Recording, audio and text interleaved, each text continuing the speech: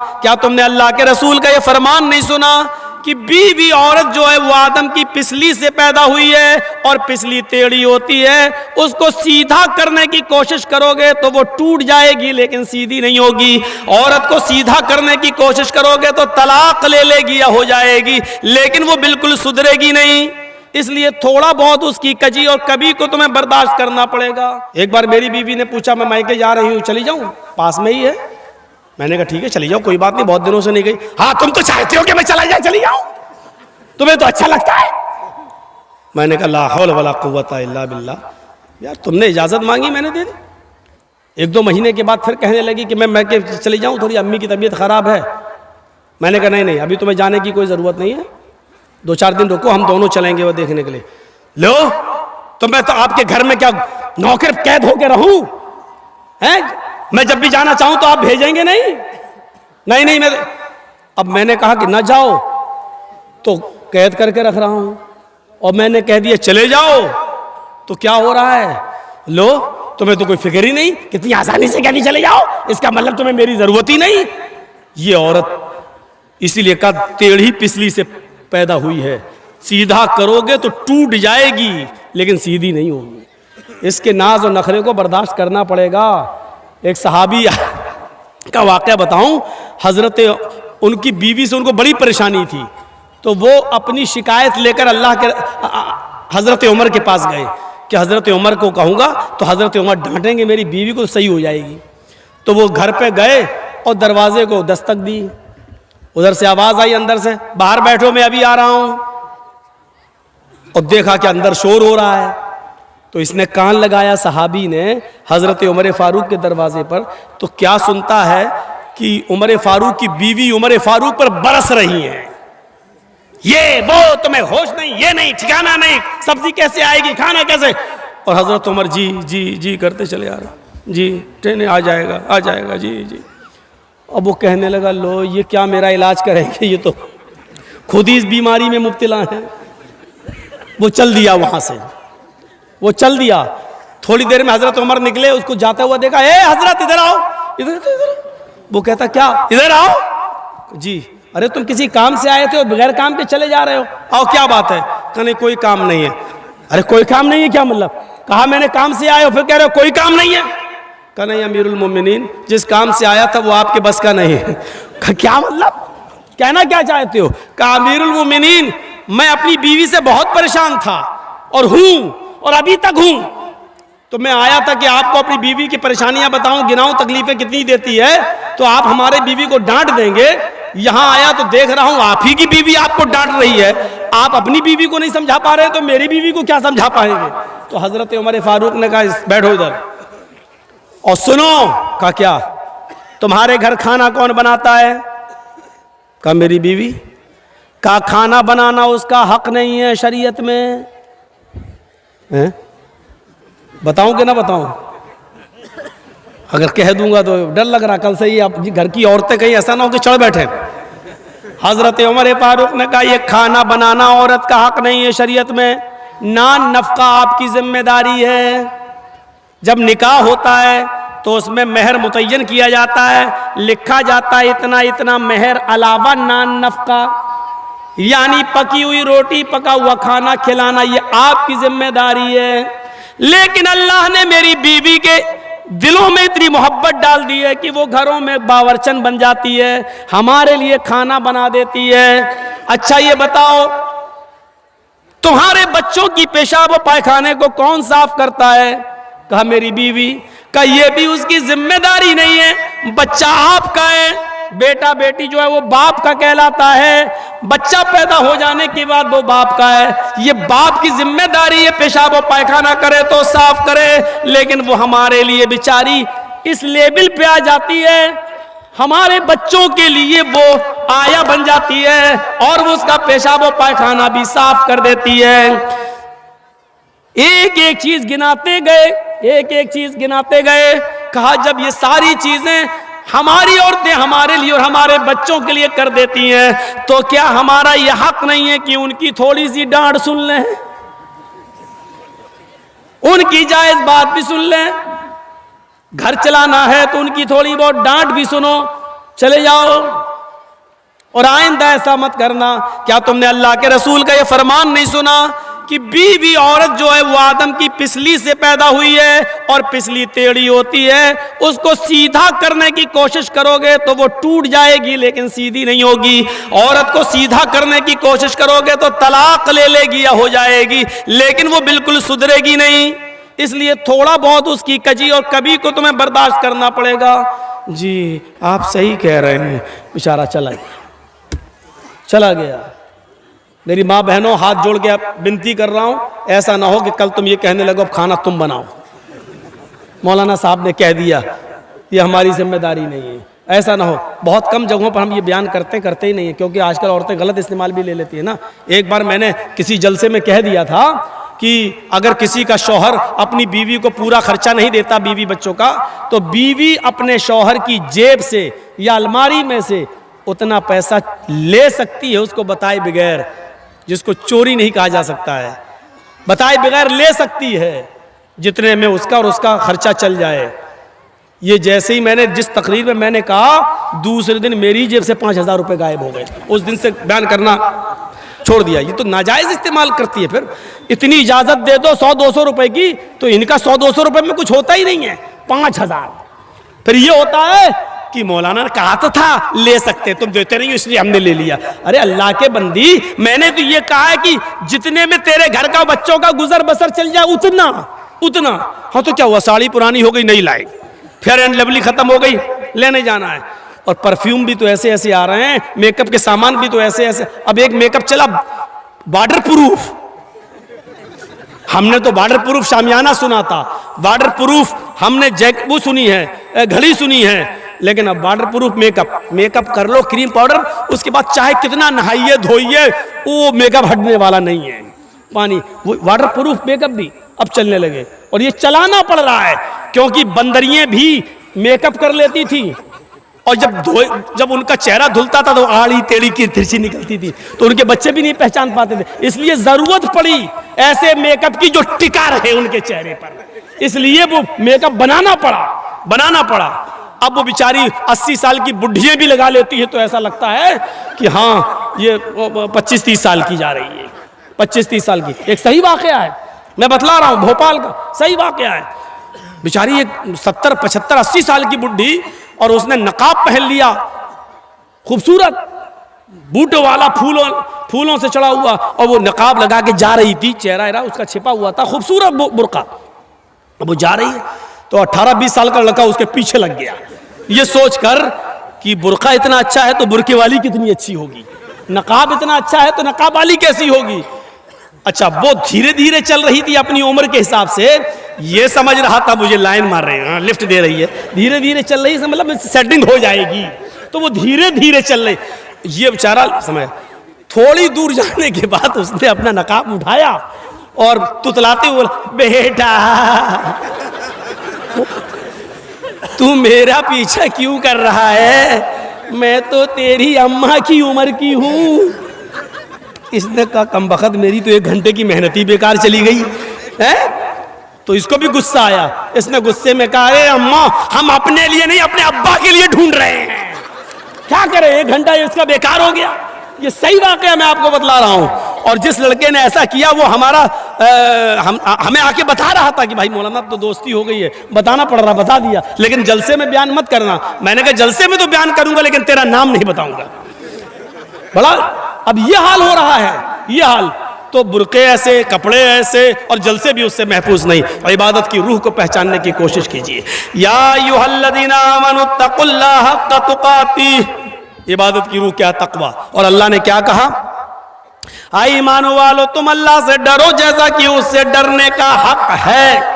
आई ईमानो वालो तुम अल्लाह से डरो जैसा कि उससे डरने का हक है।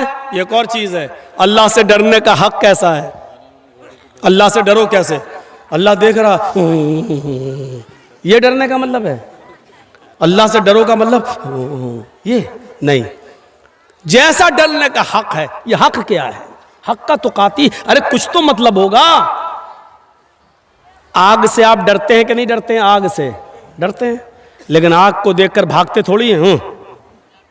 आग से डरने का हक क्या है, उसके अंदर हाथ ना डालो, उसके अंदर जंप ना लगाओ, यही तो डरने का हक है। जहर है आपके हाथ में, विष, लेकिन उसको आप छू भी रहे हैं, पकड़ भी रहे हैं, लेकिन डरते भी हैं उससे। और उससे डरने का हक क्या है? उसको आप इस्तेमाल ना करें, खाएं नहीं, ये उससे डरने का हक है।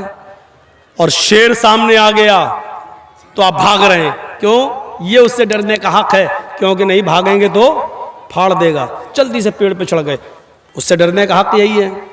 सांप को देख रहे हैं, उससे भी डर है, जहरीला सांप है, लेकिन उससे डरने का हक क्या है? उसके मुंह में आप उंगली न दें, उसके करीब न जाए, वरना डस लेगा और काट लेगा, ये उससे डरने का हक है। तो जैसे आप हर चीज से डरने का एक हक अदा करते हैं, अल्लाह से भी डरने का एक हक है।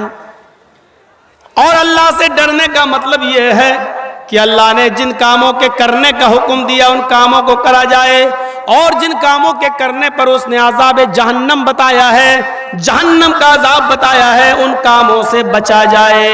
यह है अल्लाह से डरने का मतलब। मसलन अल्लाह तबारक व तआला ने सूद और ब्याज खाने को हराम करार दिया है, तो उससे बचा जाए।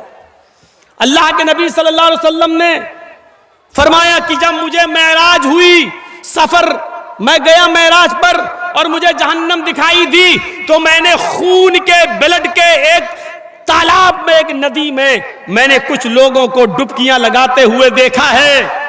बदबूदार खून पी रहे हैं और उसी में तैर रहे हैं। वो निकलना चाहते हैं, फरिश्ता एक पत्थर मारता, जब वो किनारे पे आते वो फिर बीचों बीच में पहुंच जाते और उसी बदबूदार खून में वो पी रहे हैं, खा रहे हैं और उसी में हैं। मैंने पूछा मनहा ओला या जिब्रील, आए जिब्रील ये कौन लोग हैं? अल्लाह के नबी फरमाते हैं, जिब्रील ने बताया कि अल्लाह के नबी ये दुनिया में गरीबों का खून चूसा करते थे, ये दुनिया में मजबूरों का खून चूसा करते थे।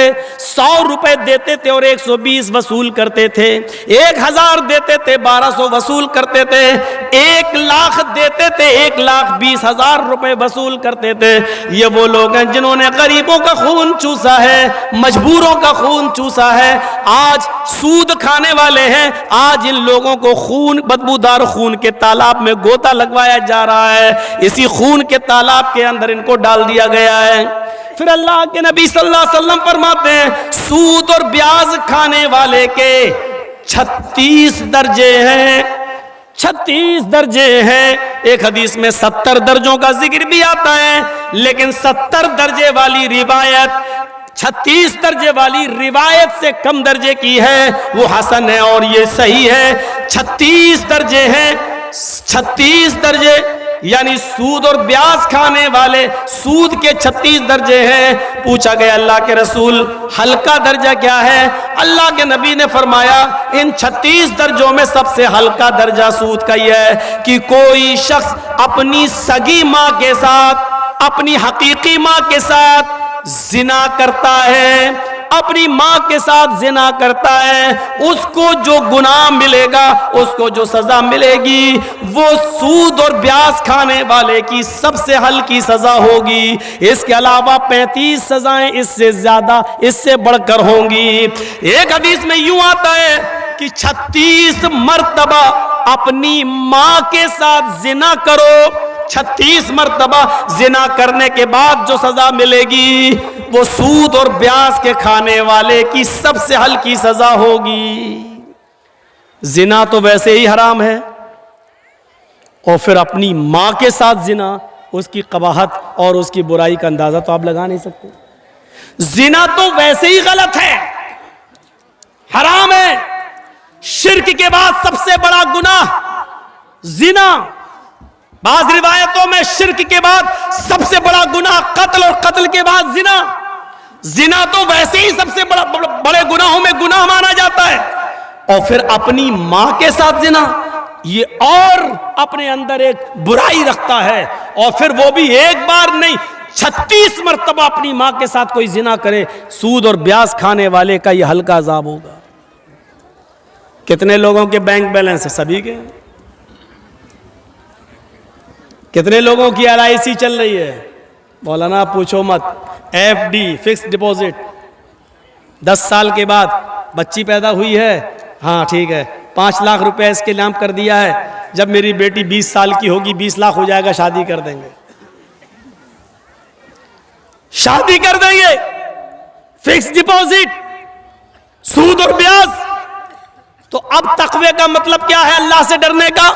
अल्लाह ने जब इसको हराम करार दिया, नबी ने हराम करार दिया, तो इससे हम बच जाएं।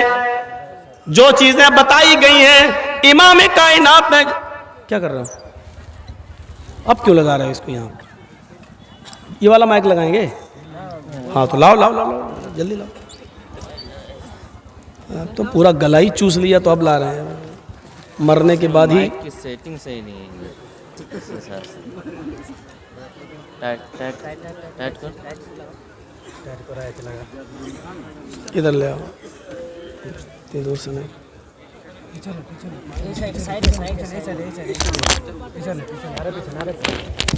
बस ठीक है।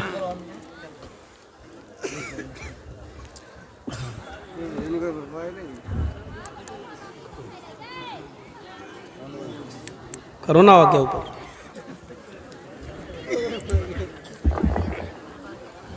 ऑन तो था ही इसका मतलब पहले से। ठीक है, ठीक सही है ना? हाँ, तो मैं अर्ज ये कर रहा था कि जब अल्लाह ताला ने, नबी अकरम ने उसको हराम करार दे दिया तो उससे बचा जाए, यही तक़वे का माना। एक और चीज़, एक और मिसाल से समझिए।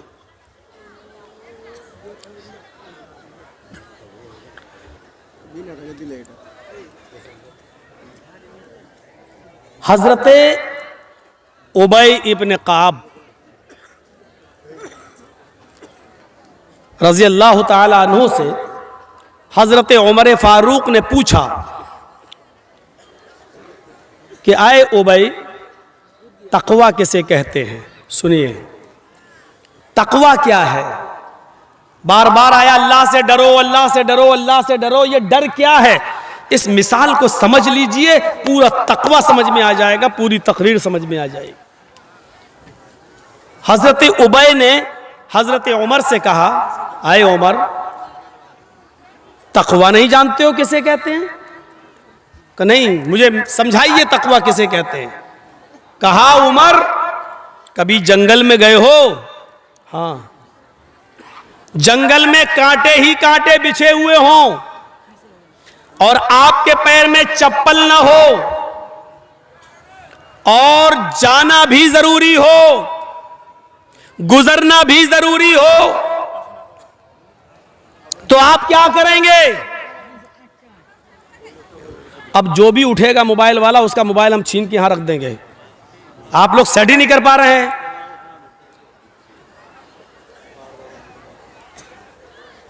इजाजत देने का मतलब ये थोड़ी होता है कि आप लोग एक तो इतना ऊंचा ऊंचा कर देते हैं कि वहां जो लोग बैठे हुए हैं उनको दिखाई नहीं देता है। आपके तो अकाउंट में पैसा आ रहा है भाई, चल रहा है आपका चैनल। बोल तो दिया यार, आप ही की तो तरफदारी कर रहा हूं, आपका बोलना जरूरी है क्या? हर आदमी अजीब सा है। अल्लाह ताला गरीक़ रहमत फरमाए मौलाना अब्दुल सलाम साहब को, इसी इलाके के थे आसपास के, वही मुझे इस गाजोल में लाए थे सबसे पहले। उन्होंने सबसे पहले इस गाजोल में हमारा प्रोग्राम कराया था खुर्दहील में, और उसके बाद शायद मैं ये अब आ रहा हूँ। अल्लाह रब्बुल आलमीन उनको, उनकी मग़फ़िरत फरमाए और उनको जन्नतुल फिरदौस में आला मकाम अता फरमाए, गरीक़ रहमत फरमाए। सोचो कितने दिनों के बाद आ रहे हैं, फिर आप सुनना भी नहीं चाहते हैं। सुनिए, तो मैं अर्ज ये कर रहा था कि तकवा, जंगल में गए हो, कहां कांटे ही कांटे हो, जाना भी जरूरी हो और चप्पल भी ना हो, क्या करोगे? तो हजरत उमर फारूक ने फरमाया कि मैं उन कांटों से बच बच कर चलूंगा, झाड़ियों को चीरते हुए, कांटोदार झाड़ियों को हटाते हुए कांटों से बच बच कर चलूंगा। कोशिश करूंगा कि कोई कांटा मेरे पैर में चुभ न जाए। हजरत उबई अपने काब ने कहा, जब कांटे ही कांटे बिछे हुए हैं तो चाहे जितना कांटों से बचो, बहुत ज्यादा बचने के बावजूद एक दो चार कांटे तो पैर में चुभ ही जाएंगे। भाई जब कांटे ही कांटे हैं तो बहुत बचने के बाद भी तो कुछ तो कांटे लग ही जाएंगे, तुम्हारे पैर में चुभेंगे। फरमाया अगर ऐसा हो गया, पैर में 2-4 कांटे चुभ गए और ब्लड खून निकल आया, तो मैं उसकी मरहम पट्टी कर लूंगा, उसका मैं इलाज कर लूंगा, उसमें हम मरहम वगैरह लगा लेंगे। तो भाई इब्ने काब ने कहा, उमर यही तो तकवा है जो आपने मुझे बता दिया है, यही तो तकवा है जो आपने मुझे बता दिया है। कहा मैं समझा नहीं।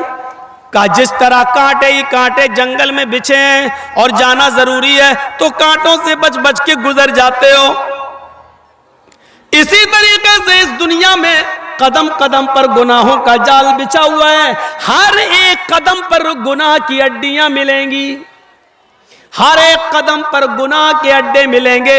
इस गुनाह दुनिया में गुनाहों का जाल बिछा हुआ है, लेकिन दुनिया से गुजरना भी जरूरी है। इसलिए ऐ उमर, जैसे जंगल में कांटों से बच बच के गुजर जाते हो, उसी तरीके से दुनिया में गुनाहों से बच बच के गुजर जाओ, दुनिया में गुनाहों से बच बच के निकल जाओ।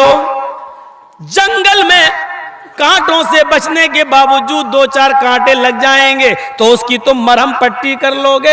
ऐसे ही दुनिया में गुनाहों से बचने के बावजूद 2-4 खताएं और गुनाह हो ही जाएंगे। इंसान होने के नाते तो उसकी मरहम पट्टी कर लिया करो। अद्दुआ वल इस्तिगफार, अल्लाह के सामने गिड़गिड़ा लिया करो और मग़फ़िरत की दुआ कर लिया करो।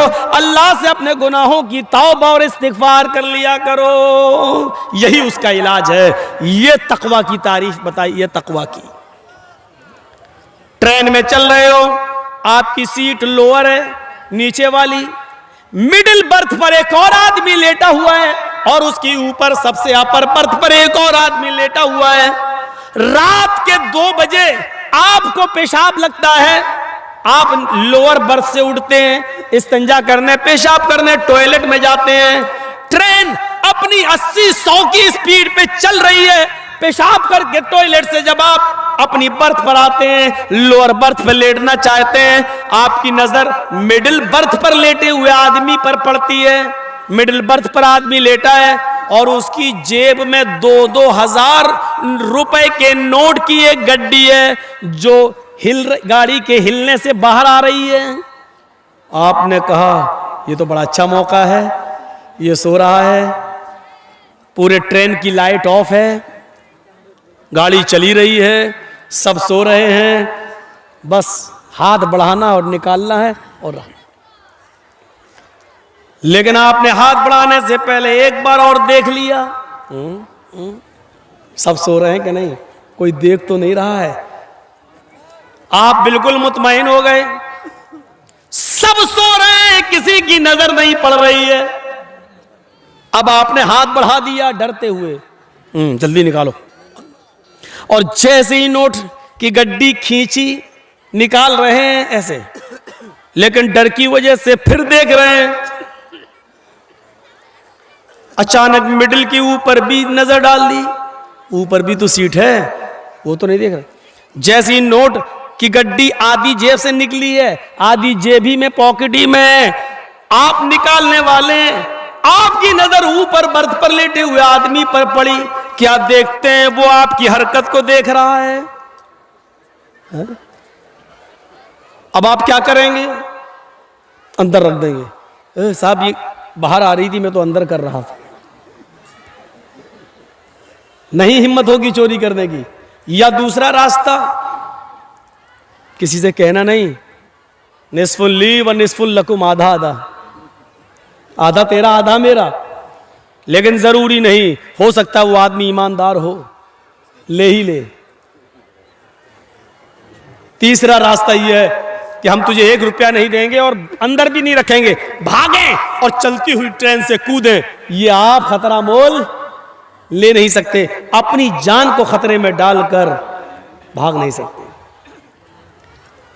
बेहतर यही समझेंगे कि अंदर ही रख दी जाए और उसको मनाया जाए, भाई ये बाहर आ रही थी, मैं तो अंदर कर रहा था। एक मामूली आदमी जब आपकी चोरी की हरकत को देख लेता है तो आप चोरी करने का इरादा तर्क कर देते हैं।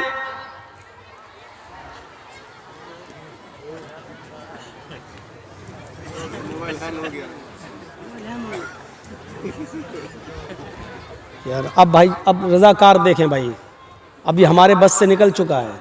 अब हम बहुत ख़तरनाक मिसाल देंगे। हम नहीं चाहते हैं कि ये तकरीर में वो ख़तरनाक मिसाल रिकॉर्ड हो जाए, लोग फिर मजाक उड़ाते हैं कि मौलाना ऐसा बोले। बहुत गलत बात है ये। अभी मैंने मना किया और इसकी हिम्मत देखो, इसका कलेजा देखो यार। अपनी अम्मा के पेट में कैसे टिका होगा ये आदमी।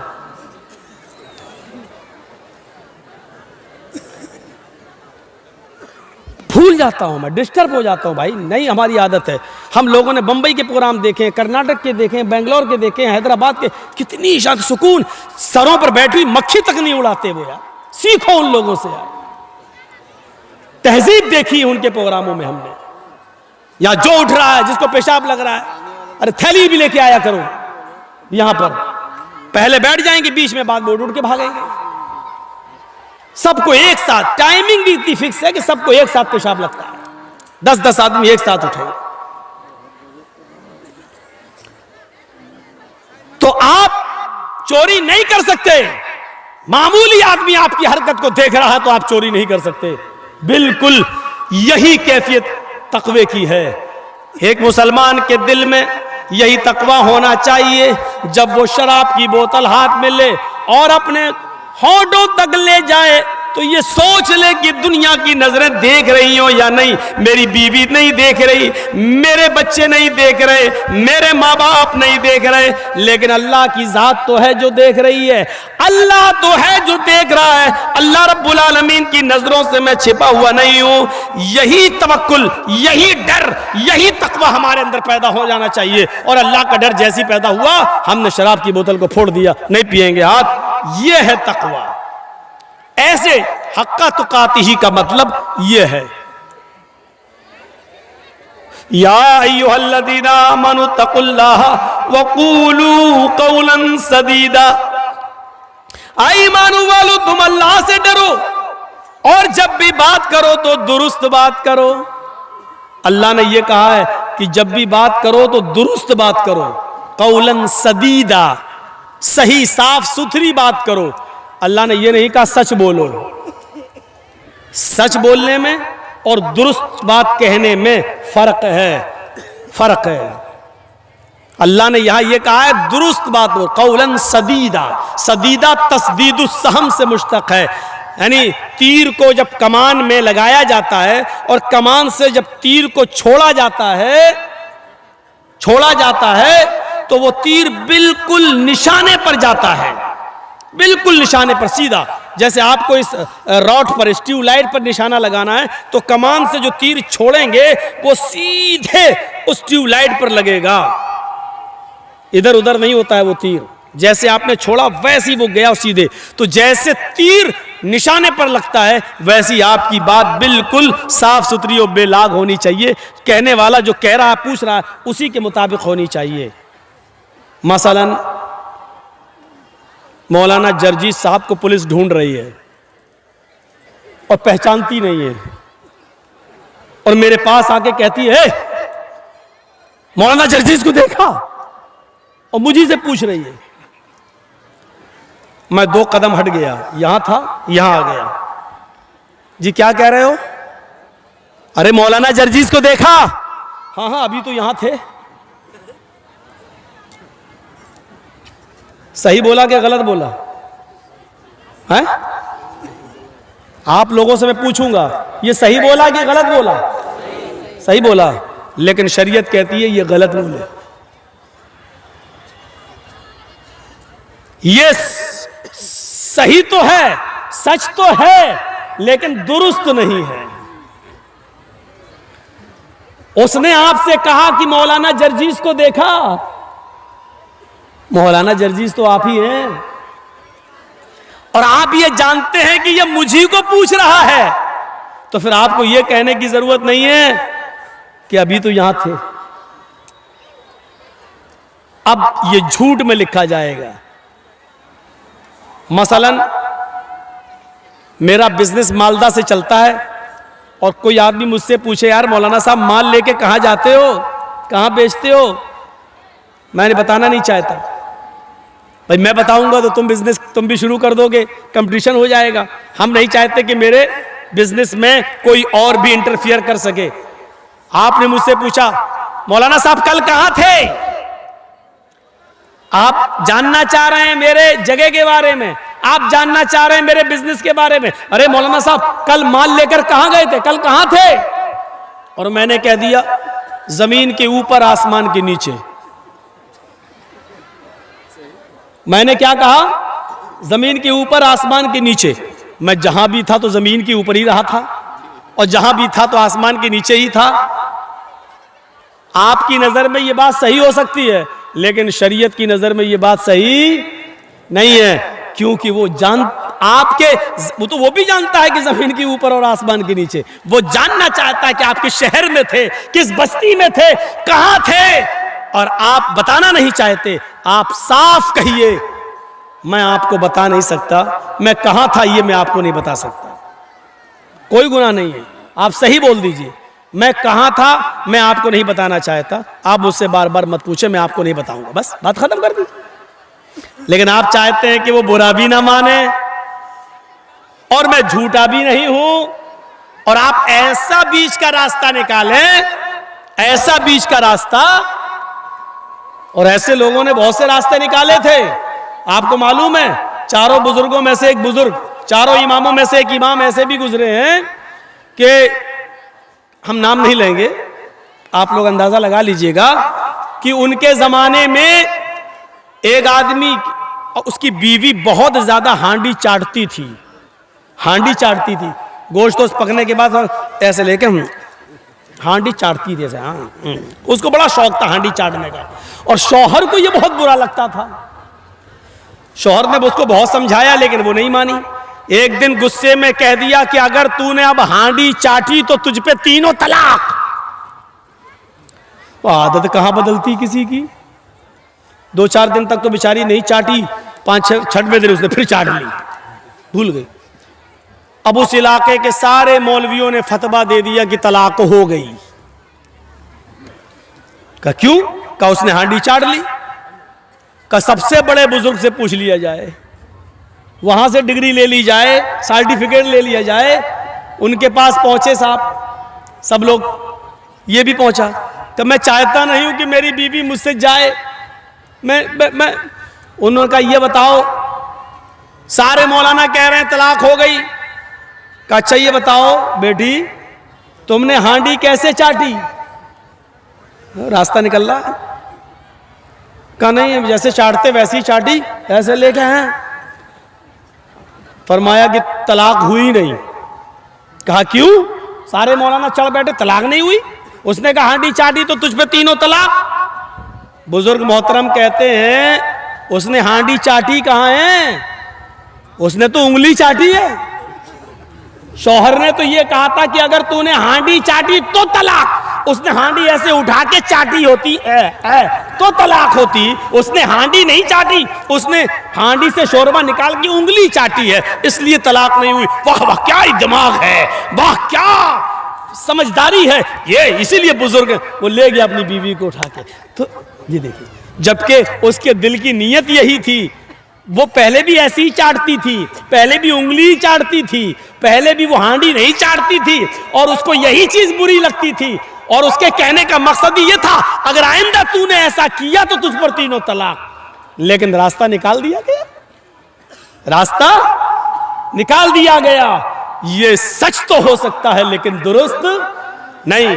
कुरान करीम ने तकवे की बुनियाद बताई है, या अय्युहल्लज़ीना आमनू तक़ुल्लाह, आई मानो वालो अल्लाह से डरो। और डर की बुनियादी चीज क्या है? क़ूलू क़ौलन सदीदा। जब भी किसी से बात करो तो दुरुस्त बात करो, साफ सुथरी बात करो, बेलाग बात करो। उस बात में टेढ़ापन नहीं होना चाहिए, उस बात में हेर फेर नहीं होनी चाहिए। जो बात करो वो बिल्कुल दुरुस्त बात करो, सीधी सीधी बात करो, सीधी सीधी। हाँ यह है तकवे की बुनियाद, इसको कहा जाता है तकवा। ऐसे बेशुमार वाक़यात हमारी जिंदगी, सहाबा किराम की जिंदगी में मिलेंगे। कुरान कहता है इन्ना अकरमकुम इंदल्लाहि अत्काकुम, तुम में सबसे बड़ा बुजुर्ग वो है, सबसे बड़ा वो है जो अल्लाह से सबसे ज्यादा डरता है। कुरान की आयत हमें बतला रही है जो अल्लाह से जितना ज्यादा डरेगा वो उतना बड़ा बुजुर्ग होगा। बुजुर्गी, इकराम और उसको इज्जत उसी को सबसे ज्यादा मिलेगी जो अल्लाह से सबसे ज्यादा डरेगा। मेरे भाइयों, अबू बकर सिद्दीक अल्लाह से डरा करते थे। मोहम्मद रसूलुल्लाह के डर का हाल तो ये तब बुखारी पढ़िए। अपनी बीवी आयशा की रान पर, इस पे गोद, इस पे पैर के, ये रान बोलते, रान, इस पर आप लेटे हुए हैं अम्मी आयशा की गोद में, और अचानक आपने अपनी लौंडी को आवाज दी, अपनी खादिमा को, काम करने वाली को आवाज दी। वो घर के बाहर है, सुन लिया लेकिन नहीं आई। दोबारा आवाज दी, सुन लिया लेकिन नहीं आई। तीसरी बार आवाज दी, उसने सुन लिया लेकिन नहीं आई। कहा आयशा जरा देखो तो कहां चली गई। हजरत आयशा ने जैसी दरवाजा खोला तो क्या देखा, वो तो घर के बाहर ही बैठी हुई है और बकरी का एक छोटा सा बच्चा उसके पास है और ऐसे ऐसे कर रही है उसको। होता ना छोटे छोटे बच्चे भी खेलते हैं, तो ये तो बड़ी थी, बच्चे से खेल रही है। फरमाया ए, अल्लाह के रसूल ने 3 आवाजें दी, क्या तूने नहीं सुनी? कहा सुना। फिर क्यों नहीं आई? बच्चे से खेल रहे थे, बकरी के बच्चे से खेल रहे थे। कहा अल्लाह के नबी, मेरे सरताज, मेरे शौहर, इसने आपकी 3 आवाजें सुनी फिर भी नहीं आई, आइए इसको सजा दीजिए, इसको मारिए। अल्लाह के रसूल गुस्से में आए। बुखारी शरीफ की हदीस है, अल्लाह के नबी बाहर निकले और उस लौंडी से, खादिमा से कहा सुन, मैंने तुझे पहली आवाज दी, तूने सुना था कि नहीं सुना था? उसने कहा जी सुना था। उस जमाने की नौकरानियां भी झूठ नहीं बोला करती थी। सजा मंजूर है लेकिन झूठ कबूल मंजूर नहीं है। हाँ सुनी। दूसरी आवाज दी, कहा वो भी सुनी। मैंने तीसरी बार तुझे आवाज दी, कहा अल्लाह के नबी मैंने वो भी सुना था, फिर तू क्यों नहीं आई? मैंने सोचा कि आप कोई बड़ा काम करवाएंगे, मैं थकी हुई थी इसलिए मैं बरा गई, मैं सुस्ती कर गई और इस बच्चे के साथ खेलती रही। अल्लाह के नबी सल्लल्लाहु अलैहि वसल्लम की आंखें लाल हो गईं। ऐसा लगने लगा जैसे अनार का रस किसी ने आंखों में डाल दिया हो, इतना गुस्से में। आपने गुस्से में मिसवाक उठाई, ये कान में आपके मिसवाक लगी हुई थी। बुखारी शरीफ के अल्फाज, मिसवाक आपने आप मिसवाक कान में लगा लेते थे, जब भी नमाज का टाइम हुआ मिसवाक की, फिर कान में लगाई, नमाज पढ़ना शुरू। जैसी नमाज का टाइम हुआ मिसवाक निकाली, मिसवाक की वजू बनाया और अंदर चले गए। तो मिसवाक कान में लगाए रहते थे। वो मिसवाक जो अल्लाह के नबी के कान में लगी हुई थी, इतनी बड़ी होगी, कितनी मिसवाक दांतों में करने वाली, और उसको उठाकर मारेंगे तो कितनी जोर से लगेगी। हम और आप अंदाजा लगाएं, कोई कोड़ा नहीं था, कोई दुर्रा नहीं था। आपने वो मिसवाक निकाली और निकालने के बाद तान लिया उसके ऊपर। मारना चाहते हैं उसको कि 3 मरतबा तूने मेरी आवाज सुनी और फिर भी नहीं आई। आपने वो मिसवाक उठाई, ऐसे करके उसके करीब ले गए और उसकी पीठ तक लाए।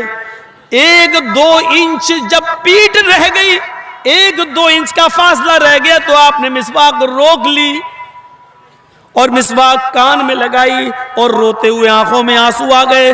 रोते हुए आप फिर अपने हुजरे में चले आए। अम्मा आयशा कहने लगी, आए मेरे सरताज, उसने आपकी आवाज 3 बार सुनी और फिर भी नहीं आई। फिर आपने गुस्से में मिसवाक भी निकाली। मैंने सोचा 5-6-10 मिसवाक आप उसको मारेंगे, लेकिन आपने एक भी नहीं मारी। मिसवाक उठाई और आपने उसको तान लिया, उसकी पीठ के करीब तक ले गए, लेकिन रोक लिया, आपने मारा नहीं। ऐसा क्यों? बल्कि खुद रोने लगे।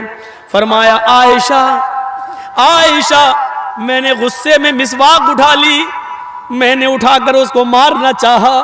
जैसे ही मैं मारते हुए, खींचते हुए उसको उसकी पीठ तक ले जाने लगा, मेरे जहन में ये सवाल आया, आए मोहम्मद सल्लल्लाहु अलैहि वसल्लम, उसने जो गलती की है तुझे नहीं मालूम उस गलती की सजा कितनी है? ये तेरा मिसवाक मारना और मिसवाक से उसकी पीठ पर इतनी जोर से लग जाना, कहीं ऐसा ना हो ये तेरी दी हुई सजा उसके जुर्म से, उसकी गलती से कहीं ज्यादा ना हो जाए। उसने जो गलती की है उसकी गलती से ज्यादा मेरी मार, उसकी तकलीफ उसकी गलती से ज्यादा ना हो जाए, और फिर कयामत के दिन कहीं वो मेरे ऊपर मुकदमा ना ठोक दे, अल्लाह की अदालत में मेरे सामने मुझे पेश ना कर दे कि मैंने इतनी बड़ी तो गलती नहीं की थी, जितनी तेज और सख्त इन्होंने मुझे मिसवाक मारी, मुझे बदला चाहिए। जैसी कयामत के दिन सवाल और जवाब का एहसास मेरे दिल में आया, मैंने मिसवाक रोक ली। आयशा, मैं जिंदगी भर लोगों को माफ करता आया, फिर मैं अपनी खादिमा और लौंडी को कैसे माफ न करूं? मैंने तो बड़े बड़े मुजरिमों को माफ कर दिया, तो फिर मैं इस खादिमा को कैसे माफ न करूं? मुझे इस एहसास ने कि मेरी दी हुई सजा कहीं इसकी गलती से ज्यादा ना हो जाए, इसलिए मैंने रोक लिया। ये तकवा था, इसको कहते हैं तकवा, इसको कहते हैं परहेजगारी। एहसास क्या आ गया कि कहीं इसकी गलती से बढ़कर मेरी सजा, मेरी दी हुई सजा ना हो जाए और कयामत के दिन मुझसे हिसाब न ले लिया जाए। रोक लिया, अपने आप को एहसास पैदा करके रोक लेने का नाम तकवा है। ये नबी अकरम का तकवा था। उधर आइए, अबू बकर सिद्दीक का तकवा देख लीजिए। हजरत अबू सईद खुद, हजरत अबू बकर सिद्दीक का तकवा देखिए। उनका भी एक गुलाम था। भाई मैंने खरीदा है किसी को, वो मेरा गुलाम है, हम उससे काम करवा सकते हैं, मेहनत मजदूरी करवा सकते हैं, और मेहनत मजदूरी कराकर जो वो कमा कर लाएगा उसकी कमाई हम खा सकते हैं, क्योंकि वो मेरा गुलाम है, हमने खरीदा है, जायज़ है शरीयत के अंदर। अबू बकर सिद्दीक ने अपने गुलाम को भेजा, जाओ, रोजाना वो कुछ कमा कर लाता था, अबू बकर सिद्दीक को खिला देता था। एक दिन गया और जल्दी आ गया। हजरत अबू बकर सिद्दीक ने कहा, आज बहुत जल्दी आ गए हो? कहा हाँ, कुछ खजूर है मेरे पास। अरे लाओ यार, जल्दी लाओ, मुझे भूख लग रही है, आज बहुत तेज भूख है, कुछ मिला ही नहीं खाने को। उसने खजूर रख दिए और अबू बकर सिद्दीक ने एक खजूर उठाया और खाया। वल्लाह, एक, अल्लाह की कसम, एक खजूर उठाया और खा लिया। गुलाम कहने लगा अबू बकर से, अमीरुल मोमिनीन, रोजाना आप हमसे पूछा करते थे आज क्या करके आए हो, कितनी मेहनत की, और जब देख लेते थे कि ये मजदूरी हलाल है या हराम तब आप खाते थे, और आज तो आपने पूछा ही नहीं। तो हज़रत अबू बकर ने कहा, रोज़ाना तुम हलाल मेहनत करके हलाल कमाई कमा कर ही लाते थे, आज भी लाए होगे, आज भूख लगी, पूछा नहीं, खा लिया। गुलाम ने कहा, आज ही मैंने मेहनत नहीं की। क्या? का रोजाना मेहनत करके लाता था, आज मेहनत नहीं की। तो अब पता नहीं, आपके लिए हराम हो सकता है, मेरे लिए तो हलाल है, हम तो खूब खाएंगे। कहा अच्छा ये बताओ ये लाए कहां से हो? कहा अमीरुल मोमिनीन, लक़द तकहन्तु, मैंने कुछ महीने पहले एक आदमी से कहानत गढ़ी थी। कहानत, झूठ बोला था। क्या? वो अपनी बीवी के साथ जा रहा था, बीवी के पेट में बच्चा था, पेट बड़ा था, तो मैंने उसके पेट के बड़ेपन को देखा, तो मुझे तो मालूम नहीं था कि लड़का था कि लड़की। तो मैंने अपने दोस्त से कहा कि भाभी को लड़का होगा, ऐसे ही कह दिया मैंने। अच्छा, तो उसने पूछा तुम्हें कैसे मालूम?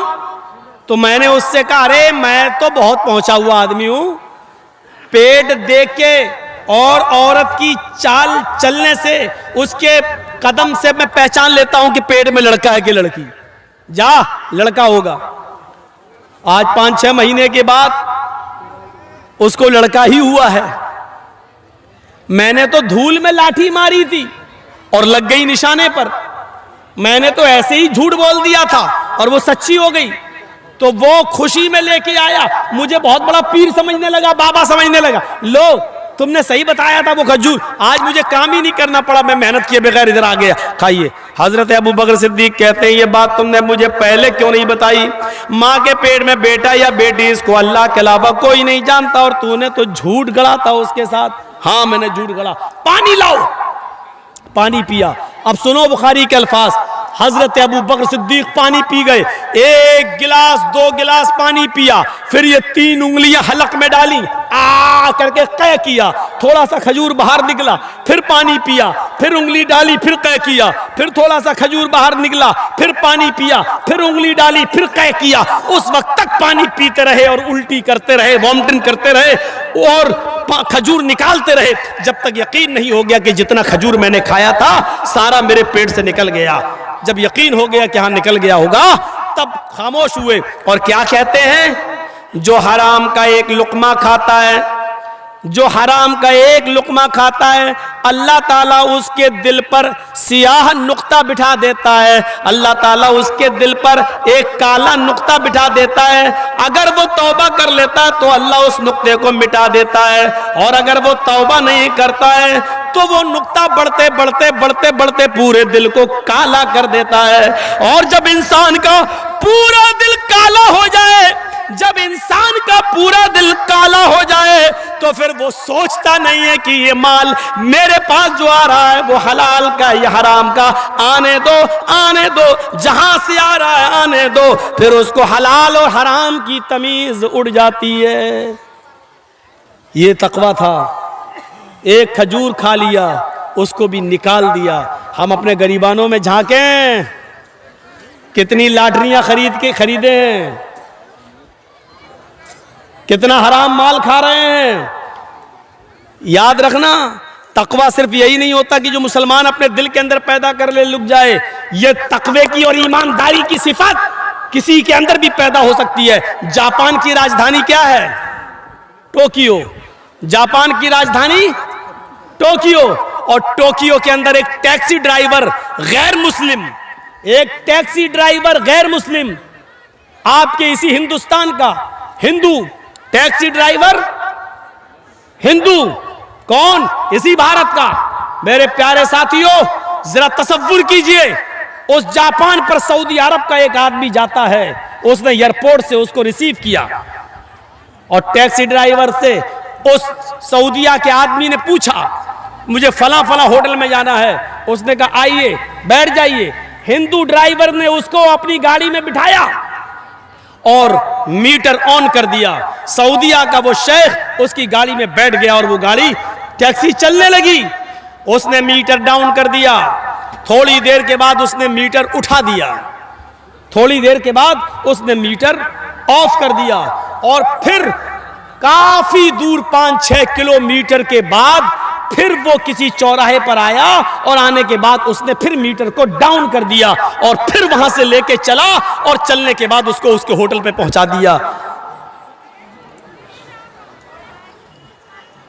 मीटर में पैसा काफी आ चुका था, लेकिन उसने सिर्फ जितने दिरहम मांगे, जितने रुपए मांगे, सऊदी शेख ने उसको उतने रुपए दिए, लेकिन ये कहते हुए दिए कि साहब तुमने इतनी देर तक ये मीटर जो डाउन कर दिया था, गिरा दिया था, ऊपर कर दिया था, शायद तुम भूल गए हो, ये 5-6 किलोमीटर जो तुमने सफर किया है इसका चार्ज इसमें नहीं आ पाया है, लिहाजा 4-5 किलोमीटर का जो चार्ज बनता है वो और ले लो।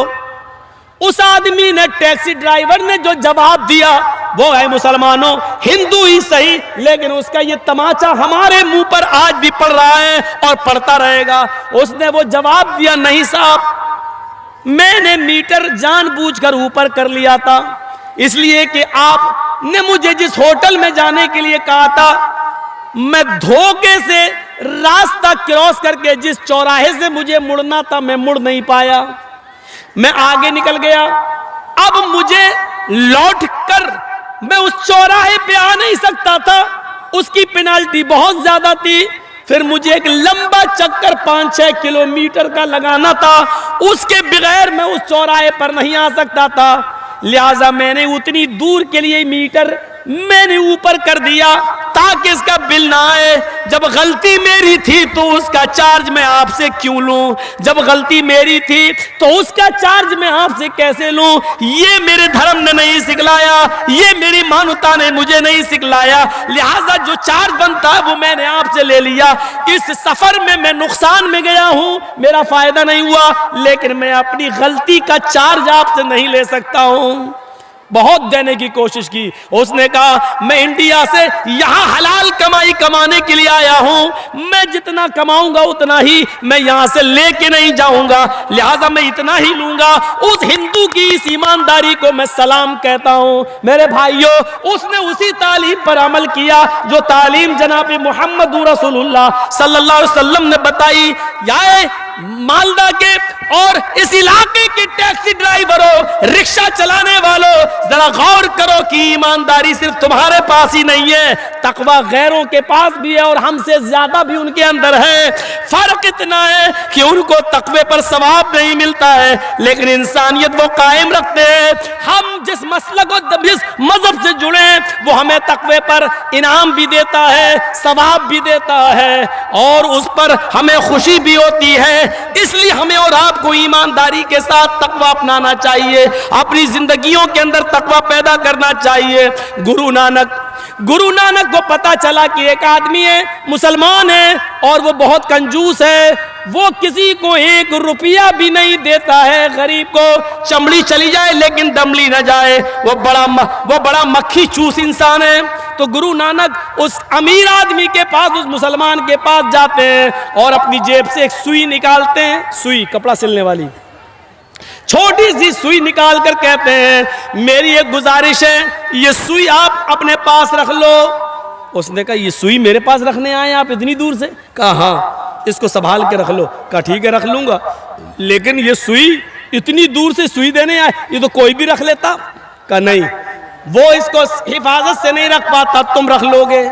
जब सोना चांदी माल और दौलत तुम इतनी हिफाजत से रखे हुए हो तो इस सुई को भी तुम हिफाजत से रख लोगे। लेकिन आए मेरे मुसलमान भाई, ये सुई मैं कल कयामत के दिन तुमसे ले लूंगा, ये सुई की जरूरत मुझे आज नहीं है। जब अल्लाह के सामने हम और आप खड़े होंगे तो ये सुई मुझे वहां ला के दे देना।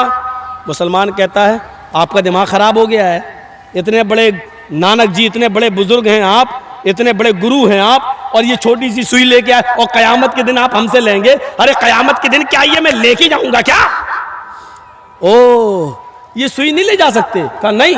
अरे जब सुई नहीं ले जा सकते तो ये सोना, ये चांदी, ये दौलत, ये बिल्डिंग, ये घर, ये मकान, ये माल, ये दौलत, ये तुम कैसे ले जा सकते हो? मैं तो सोच रहा था ये सब तुम्हारे साथ जाएगा, इसलिए सुई भी तुम वहां ले आओगे।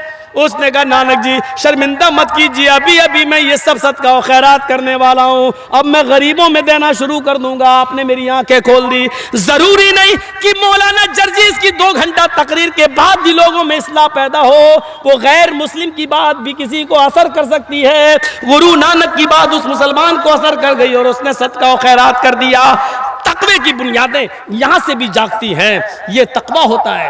हजरत उमर फारूक रजी अल्लाह ताला अन्हु अब्दुल्ला इब्ने दीनार के साथ एक जंगल में जाते हैं। उनके अब्दुल्ला इब्ने दीनार को साथी को भूख लगती है। हजरत उमर एक चरवाहे से कहते हैं ये बकरियां किसकी हैं? उसने कहा ये मेरे मालिक की है, मैं अपने मालिक की बकरियां यहाँ चराने के लिए लाता हूँ। हजरत उमर फारूक ने कहा एक बकरी मुझे दे दे, बेनी शातन, एक बकरी मुझे बेच दे, जो कीमत बताएगा मैं दे दूंगा। उसने कहा ये बकरियां मेरी नहीं मेरे मालिक की हैं। हजरत उमर ने कहा इम्तिहान लेने के लिए अपने मालिक से कह देना कि एक बकरी जंगल में भेड़िया खा गया है, मैं उसकी खाल में लगा हुआ खून मैं तुझे दे दूंगा। अपने मालिक को दिखा देना कि देखो ये खाल है, भेड़िया खा गया बकरी, तुम्हारा मालिक देख थोड़ी रहा है। उसने कहा चल चल अजनबी इंसान, मैं तुझे जानता नहीं हूं, तू कौन है और तू मुझे ये बताने आया है कि अपने मालिक से कह देना, वो देख थोड़ी रहा है। अरे मेरा मालिक नहीं देख रहा तो क्या हुआ? मेरे मालिक का मालिक मेरा रब तो मुझे देख रहा है, अल्लाह तो देख रहा है। मैं अपने मालिक से आज झूठ बोल सकता हूं, लेकिन कल कयामत के दिन मैं अल्लाह से कैसे उसको क्या मुंह दिखाऊंगा। हजरत उमर फारूक की आंखों में आंसू आ गए और चुपचाप से उस जंगल से चले आए। दूसरे दिन आपने उसके मालिक को कासिद भेजा कि अपने गुलाम को लेकर मेरे पास आ जाओ। दूसरे दिन उसका मालिक उस गुलाम के साथ जो बकरियां चरा रहा था उसके साथ दरबार खिलाफत में गया। इस गुलाम ने देखा ये तो उमर फारूक है जो कल जंगल में थे और बकरी एक मांग रहे थे और मैंने इनको एक बकरी नहीं बेची, पता नहीं आज ये मेरा क्या करेंगे। हजरत उमर ने उनके मालिक से कहा क्या ये तुम्हारा गुलाम है? हाँ। क्या तुम इसके मालिक हो? हाँ। इस गुलाम की जरूरत है मुझे, इस गुलाम को बेच दो, मैं खरीदने के लिए तैयार हूं। उसके मालिक ने कहा सॉरी अमीरुल मोमिनीन, ये गुलाम से मुझे बहुत फायदे हैं, ये बड़ा ईमानदार गुलाम है, मैं इसको नहीं बेच सकता। हजरत उमर फारूक ने कहा कीमत तुम बताओ, अगर ये इतना ईमानदार है तो मैं उसकी कीमत भी तुम्हें डबल देने के लिए तैयार हूं। उसने कहा अगर डबल कीमत देते हो तो मैं इसको बेचने के लिए भी तैयार हूं। उसने डबल कीमत बताई। हजरत उमर ने बैतुल माल से डबल कीमत दी और उस गुलाम को खरीद लिया। अब वो गुलाम ये समझता था अब मेरा बुरा हाल होगा, मुझे हजरत उमर ने खरीद लिया। यहां हजरत उमर ने उस गुलाम को खरीदा और खरीद कर उस गुलाम को आजाद कर दिया, ये कहते हुए कि कल जंगल के अंदर जब मैंने तुमसे बकरी मांगी तुमने कहा ये मेरे मालिक की है, मैंने कहा मुझे बेच दो, अपने मालिक से कह देना भेड़िया खा गया, वो तुम्हें देख थोड़ी रहा है। लेकिन तुमने ये जवाब दिया कि मेरा मालिक नहीं देख रहा है, तो क्या हुआ? अल्लाह तो मुझे देख रहा है। अल्लाह को मैं क्या जवाब दूंगा? तुम अल्लाह से डरते हो और जो अल्लाह से डरता हो वो किसी की गुलामी में क्यों रहेगा? इसलिए मैंने खरीद कर तुम्हें आजाद कर दिया। आतकत का फिर दुनिया हाज़िल कलिमतु, इस कलमे के जरिए तुम आजाद हो। अल्लाह ताला, अल्लाह को क्या मुंह दिखाऊंगा? इस कलमे के ने तुम्हें, अल्लाह के खौफ ने तुम्हें इस दुनिया में आजादी दी है। इसी तरीके से अगर तुम डरते रहे और अल्लाह का खौफ अपने दिलो दिमाग में पैदा करते रहे, अल्लाह का खौफ अपने दिल में रखते रहे, तो यही कलमा कयामत के दिन तुम्हें मैदान महशर की तकलीफ से भी निकालेगा और तुम्हें जन्नत का मुस्तहिक बना देगा। ये उमर फारूक के अंदर तकवे का हाल था। उनके गुलाम, जब उमर फारूक के दौर में गुलामों के तकवे का यह हाल था तो और लोगों के तकवे का हाल क्या होगा? हम सोचें, गौर करें, अंदाजा लगाएं। हाँ मेरे भाइयों, हजरत उमर, बहरीन से माल आता है, बहरीन से बहुत सा माल आता है, उसमें इतर भी आता है। हजरत उमर फारूक कहते हैं ये इतर सब लोगों में तकसीम किया जाएगा। कौन है जो इसको तकसीम कर दे बराबर बराबर? हजरत उमर फारूक की बीवी आई, कहती है मैं इसको बराबर बराबर तौल कर सबको बराबर बराबर बांट दूंगी। हजरत उमर ने कहा यह काम मैं तुमसे नहीं करवाऊंगा। लोगों ने कहा अमीरुल मोमिनीन, आपकी बीवी है और आपकी बीवी से ज्यादा ईमानदारी से कौन वजन कर सकता है, उनको तौलने दो। फरमाया नहीं नहीं, बिल्कुल नहीं, मेरी बीवी इतर जब बटेगा तो उसमें तुम्हारा भी हिस्सा है, मेरा भी हिस्सा है। तुम अपने हाथ से शीशियों में भरोगी और बराबर बराबर तौल के दोगी, फिर तुम्हारे हाथ में लगा हुआ इतर तुम अपने कपड़ों पर मलोगी, अपने चेहरे पर मलोगी, अपने बालों पर मलोगी, उसकी खुशबू बैठकर यहाँ सूंघोगी, फिर अपना हिस्सा भी लोगी। तो इतनी देर तक जो खुशबू सूंघोगी वो तुम्हारे हिस्से की से ज्यादा हो जाएगी और मैं नहीं चाहता कि ये ज्यादती तुम्हारे हिस्से में आए और तुम कयामत के दिन अमानत में खयानत के जुर्म के में तुम जहन्नम के अंदर जाओ। यहां से अंदाजा लगाएं हम, कहां है, कहां इतना सा इतर भी तकसीम नहीं करने दिया। हजरत उमर इब्ने अब्दुल अजीज की बीवी हामिला है, उमर इब्ने अब्दुल अजीज की बीवी हामिला है, पेट में बच्चा है। मेरी माँ सुनो, तुम्हारे मतलब का वाक़या है, मेरी बहनों सुनो, तुम्हारे मतलब का वाक़या है। हजरत उमर इब्ने अब्दुल अजीज की बीवी के पेट में हमल है, लेकिन 4 दिन से खाने को कुछ नहीं मिला। कहने लगी मेरे शौहर, पेट का बच्चा भूखा मर जाएगा, जब माँ खाएगी तभी तो बेटे को लगेगा, जब माँ को कुछ नहीं मिलेगा तो बेटा कहीं दम न तोड़ दे। क्या होगा? कम से कम मेरी फिक्र ना करो तो इस बच्चे की फिक्र करो। हाँ मेरी बीवी, अभी तनख्वाह मिलने में देर है, अभी तनख्वाह में देर है, अभी महीना पूरा होने में देर है। जब महीना हो जाएगा तो मुझे बैतुल माल से वजीफा मिल जाएगा। रुक जाओ, कुछ दिन सब्र कर लो, कुछ दिन। इस दिन में इस बच्चे का क्या होगा?